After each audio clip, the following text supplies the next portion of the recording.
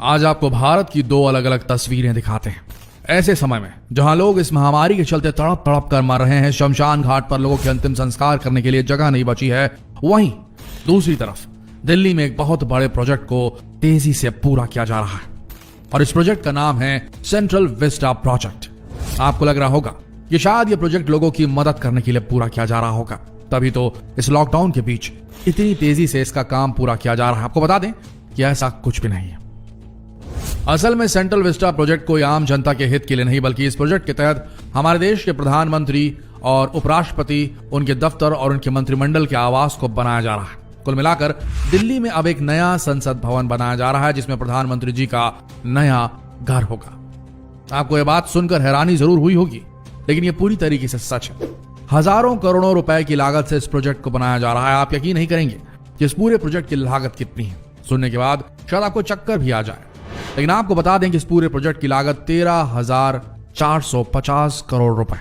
जी हाँ, आपने बिल्कुल सही सुना, 13,450 करोड़ रुपए। ये इतने पैसे होते हैं कि इसमें 45 करोड़ भारतीयों को वैक्सीनेट किया जा सकता है। इन पैसों से 1 करोड़ ऑक्सीजन सिलेंडर खरीदे जा सकते हैं, जिसकी वजह से करोड़ों लोगों की जान बच जाए। लेकिन हमारी भारतीय सरकार को देखिए, इन पैसों से वो एक नया संसद भवन बनाने का काम कर रही है, या यूं कहें कि प्रधानमंत्री और राष्ट्रपति और उनके नौकरशाहों के लिए नया घर बनाया जा रहा है। अगर आप सोशल मीडिया का इस्तेमाल करते हैं तो जरा सोशल मीडिया उठाकर देखिए। ऐसे कई हजारों परिवार हैं जो दवाइयों के लिए, ऑक्सीजन सिलेंडर के लिए, अस्पताल में एक बेड के लिए सोशल मीडिया में मदद की गुहार लगा रहे हैं, लेकिन शायद उनकी सुध लेने वाला कोई नहीं। दूसरी तरफ आपको 2020 का साल तो याद ही होगा, जब हमारे भारत की अर्थव्यवस्था 10 फीट नीचे जमीन की गहराई में जाकर कहीं छुप गई थी और भारत की अर्थव्यवस्था को सुधारने के लिए शायद ही हमारे भारत की सरकार ने कोई अहम कदम उठाया होगा। वहीं आज भारत के हालात क्या है यह हम सभी को पता है, लेकिन शायद हमारी सरकार को इन बातों से कोई फर्क नहीं पड़ता। तभी तो हजारों करोड़ खर्च करके हमारे भारत की सरकार नया संसद भवन बनाने का काम कर रही है और इस प्रोजेक्ट पर काम इतनी तेजी से किया जा रहा है कि 2022 तक इस प्रोजेक्ट को पूरा कर लिया जाएगा। और सबसे हैरानी की बात यह है कि इस पूरे प्रोजेक्ट को आवश्यक सेवाओं के तहत रखा गया है। अब आप ही बताइए, क्या वाकई में प्रोजेक्ट इतना आवश्यक है इस समय? सबसे बड़ी बात यह है कि इस प्रोजेक्ट को पूरा करने के लिए हमारे भारत का मंत्रालय भी पीछे नहीं। यह प्रोजेक्ट हमारी भारतीय सरकार के लिए कितना ज्यादा जरूरी है, आप इसी बात से अंदाजा लगा सकते हैं कि बहुत तेजी से इस प्रोजेक्ट को पूरा करने के लिए पर्यावरण मंत्रालय ने भी मंजूरी दे दी है। इस एपिडेमिक के बीच में एक तरफ जहां राज्यों में लॉकडाउन जैसी स्थिति चल रही है, जहां लोग घर से बाहर नहीं निकल रहे हैं, वहीं इतनी सारी पाबंदियों के बीच दिल्ली में इस प्रोजेक्ट को बड़ी तेजी से पूरा किया जा रहा है। इस खबर से तो आप समझ ही गए होंगे कि प्रधानमंत्री मोदी के लिए और उनकी सरकार के लिए प्रोजेक्ट कितना ज्यादा जरूरी है।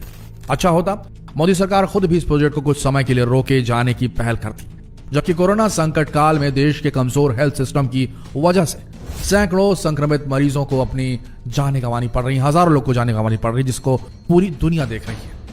भारत के हालात ऐसे हो गए हैं कि कई देश हमारी स्वास्थ्य व्यवस्था का खूब जमकर मजाक भी उड़ा रही है। इन हालातों पर केंद्र सरकार के पास कोई जवाब नहीं है और उस बीच पूरे इंटरनेशनल मीडिया में भारत में प्रधानमंत्री के घर और इस सेंट्रल विस्टा प्रोजेक्ट पर इतने सारे पैसे इन हालातों में, देश के इन स्वास्थ्य हालातों को देखते हुए इन्वेस्ट किए जाने पर और काम शुरू किए जाने पर इंटरनेशनल मीडिया में जमकर किरकिरी हो रही है भारत की, जिसे यहां की मीडिया बिल्कुल नहीं दिखा रही है। वहीं जब इस प्रोजेक्ट के खिलाफ हाईकोर्ट में याचिका दायर की गई तो केंद्र सरकार का अपना ही एक अलग जवाब आया। केंद्र सरकार ने अपने जवाब में लिखा कि इस प्रोजेक्ट को रोकने के लिए दायर की गई याचिका कानून प्रक्रिया का सरासर दुरुपयोग है और इस प्रोजेक्ट को लटकाने के एक और भरसक प्रयास किया जा रहा है और उन्होंने हाईकोर्ट से अपील की है कि इस याचिका को जुर्माने के साथ तुरंत खारिज कर देना चाहिए। लेकिन वहीं जब हमारी भारत की सरकार से ऑक्सीजन सिलेंडर, 10 हॉस्पिटल बेड की बात की जाती है तो उनका कोई जवाब नहीं आता दोस्तों। वहीं जब आप इस प्रोजेक्ट पर काम होता हुआ देखेंगे तो आप भी हैरान रह जाएंगे, क्योंकि जिस तेजी से इस प्रोजेक्ट को पूरा करने की जद्दोजहद की जा रही है वो वाकई में हैरान करने लायक है। लेकिन सोचने वाली बात यह है कि आखिर इतनी तेजी से इस प्रोजेक्ट पर काम क्यों किया जा रहा है? ऐसी क्या विपदा आ गई है जिसकी वजह से अचानक प्रधानमंत्री मोदी और उनके मंत्रिमंडल को आवास की जरूरत पड़ गई?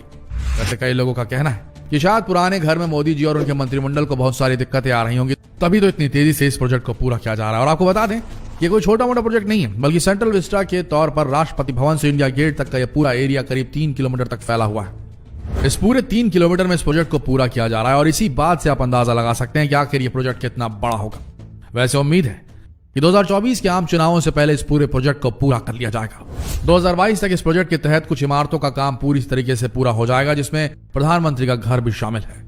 अब जाहिर है प्रधानमंत्री मोदी जी का घर अगर 2022 तक पूरा हो गया तो वो अकेले तो इस घर में रहेंगे नहीं, और इसीलिए प्रधानमंत्री की सुरक्षा में तैनात रहने वाले एसपीजी का मुख्यालय और उनके नौकरशाहों के लिए स्पेशल कॉरिडोर को भी पूरा करने का टारगेट 2022 तक का रखा गया है। वहीं भारत के उपराष्ट्रपति का भवन भी अगले साल मई महीने तक पूरा कर लिया जाएगा। वैसे जिस तेजी से काम किया जा रहा है, ऐसा लग रहा है कि 2022 तक प्रधानमंत्री मोदी जी का नया घर बनकर तैयार हो जाएगा, लेकिन शायद इन पैसों की जरूरत भारत की जनता से ज्यादा प्रधानमंत्री मोदी को ऐसा लग रहा है, तभी तो ऐसा हो रहा है। ब्रीफ में बताते हैं सेंट्रल विस्टा प्रोजेक्ट है क्या। आपको बता दें, इंडिया गेट से राष्ट्रपति भवन तक के राजपथ के दोनों तरफ के इलाकों को सेंट्रल विस्टा कहा जाता है, और इस पूरे इलाके की लंबाई 3 किलोमीटर है, और इसी 3 किलोमीटर के इलाके में प्रधानमंत्री, राष्ट्रपति और उनके अन्य मंत्रिमंडल का आवास तैयार किया जा रहा है। इस प्रोजेक्ट की शुरुआत 2019 से शुरू हुई थी, और 2019 में ministry of housing and urban affairs एक प्रस्ताव लेकर आया था, जिसमें कहा गया था कि उन्हें जगह की कमी पड़ रही है। जितने भी ऑफिसेस हैं वो लगभग 100 साल पुराने हो चुके हैं और लगातार कर्मचारी बढ़ते जा रहे हैं। इसी वजह से सेंट्रल विस्टा प्रोजेक्ट की स्थापना हुई, और अब इस प्रोजेक्ट का काम बड़े जोरों शोरों से किया जा रहा है। अब इस स्थिति में अगर इस प्रोजेक्ट को तेजी से पूरा करने का काम शुरू किया जाएगा तो विपक्षी दल कहां चुप बैठने वाले हैं और आम जनता भी कहां चुप बैठने वाली है। जैसे ही यह खबर लोगों के बीच सामने आई कि पर्यावरण मंत्रालय की तरफ से सेंट्रल विस्टा प्रोजेक्ट को क्लियरेंस मिल चुकी है, इस खबर पर सोशल मीडिया में खूब बवाल मच गया। विपक्षी दल सहित कई लोगों ने ऑक्सीजन और अस्पतालों के संकट के बीच इस तरह से सेंट्रल विस्टा प्रोजेक्ट पर जिस तरीके की फुर्ती दिखाई जा रही है और जिस तरीके से उस प्रोजेक्ट पर पानी की तरफ पैसा बहाया जा रहा है, इस पर लोग अपनी अपनी राय सोशल मीडिया में दे रहे हैं। इस खबर के बाहर आते ही सीपीआईएम के सीताराम येचुरी ने ट्वीट किया। उन्होंने कहा, यह विचित्र है, ऑक्सीजन और वैक्सीनेशन के लिए कोई पैसा नहीं है, हमारे भाई बहन ऑक्सीजन और हॉस्पिटल के इंतजार में मर रहे हैं। मोदी जी अपने अहंकार को पूरा करने के लिए लोगों का पैसा खर्च करेंगे, इस अपराध को रोके। इसी तरह पूर्व बीजेपी सांसद और तृणमूल कांग्रेस के नेता यशवंत सिंह ने ट्वीट करके लिखा, लोग कोविड से मर रहे हैं लेकिन पीएम की प्राथमिकता सेंट्रल विस्टा प्रोजेक्ट जिसमें हजारों करोड़ों रुपए की लागत है, क्या वो पागल है? क्या हमें इसके बजाय अस्पतालों का निर्माण नहीं कराना चाहिए? पीएम के रूप में एक अहंकारी को चुनने की देश को कितनी अधिक कीमत चुकानी पड़ेगी? वहीं भारत की सबसे बड़ी दूसरी राजनीतिक पार्टी यानी कि कांग्रेस की बात करें तो कांग्रेस के नेता राहुल गांधी इस मुद्दे पर कहां चुप बैठने वाले थे। उन्होंने भी ट्वीट करके कह दिया, नदियों में बहते शव, अस्पतालों में लंबी लाइनें, जीवन सुरक्षा का छीना हुआ हक। प्रधानमंत्री, वो गुलाबी चश्मे उतारिए जिससे सेंट्रल विस्टा के सिवा कुछ दिखता ही नहीं। अब आप ही सोच कर देखिए, ऐसे समय में जहां देश के लोग अपने और अपनों को बचाने के लिए जद्दोजहद में लगे, वहीं क्या ऐसे समय में हमारे भारत की सरकार को संसद भवन बनाने की जरूरत है? क्या इन पैसों का इस्तेमाल लोगों की जान बचाने के लिए नहीं होना चाहिए था? क्या इन पैसों से नए हॉस्पिटल या ऑक्सीजन सिलेंडर की आपूर्ति को पूरा नहीं किया जाना चाहिए था? ऐसे कई सवाल हैं, लेकिन शायद हमारे भारत की तत्कालीन सरकार को इन सवालों से कोई फर्क नहीं पड़ता। वैसे आपकी क्या राय है? कमेंट सेक्शन में जरूर लिखें, और जितना हो सके इस खबर को देश भर में फैलाएं, फेसबुक पर, व्हाट्सएप पर, यूट्यूब पर। मिलते हैं अगली लेटेस्ट खबर के साथ, तब तक के लिए आप सबका धन्यवाद।